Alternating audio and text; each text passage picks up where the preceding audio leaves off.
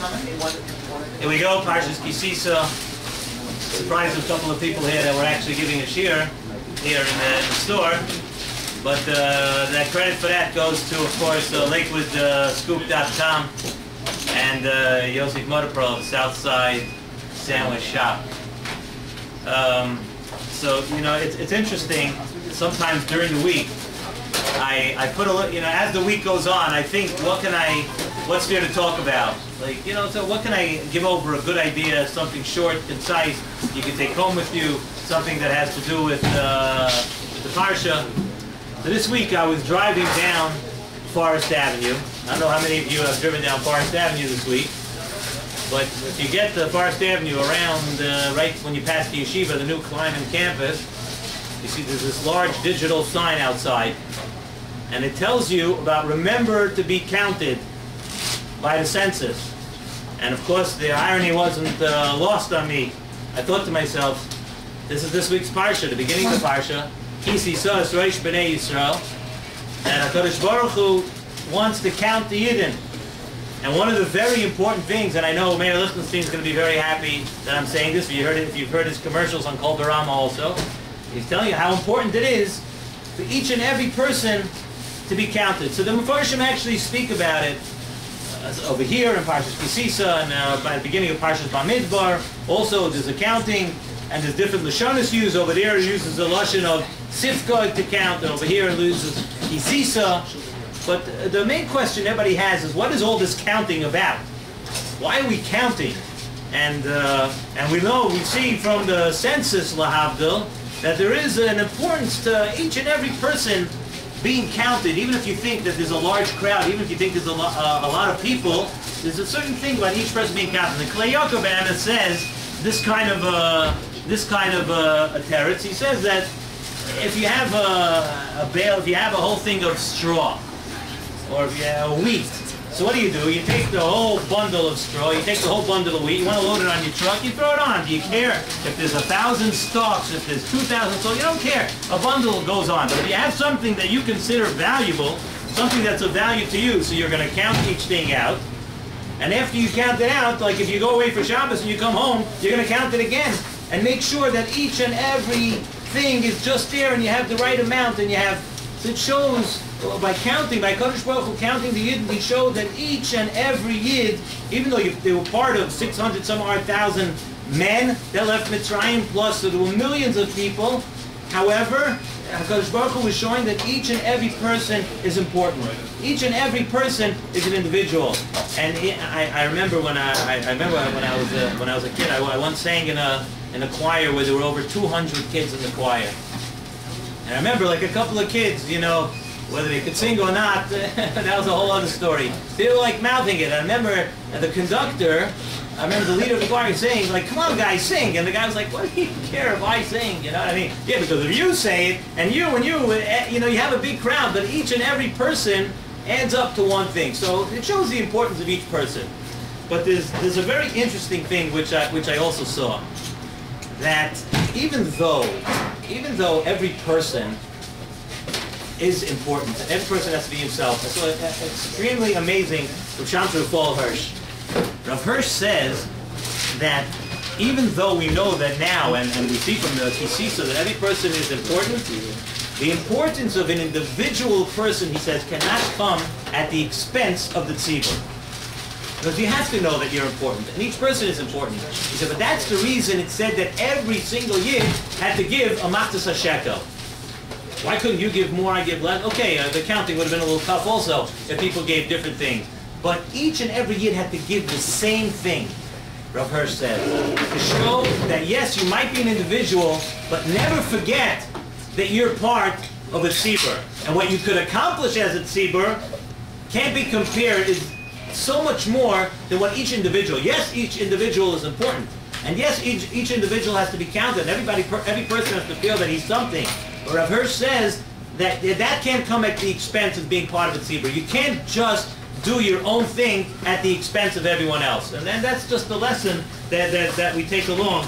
And he said that, and that's the reason also uses the lashon of Sisa. Is, in other words, when you give, when a person gives and he gives in, that elevates by giving tzedakah, by giving toward the tzibur, by giving toward everything. So you yourself are uplifted also because you're giving it to the tzibur. A little bit later on in the parsha, just to go on to a little bit of a different Indian, a little later in the parsha, we talk about the egel. And the egel was was an unfortunate thing that happened in Klal Yisrael. And one of the things it says in the parsha there is the words "Saru maher min haderech," that the Yidden went down quickly. So they strayed from the path very quickly. So many of the Bali Musar and other Svarim ask, the way of the Yetzer Hara, we know, the way of the Yetzer Hara really is that the Yetzer Hara, the Gemara says, the Yetzer Hara won't come to you and tell you to be over something big.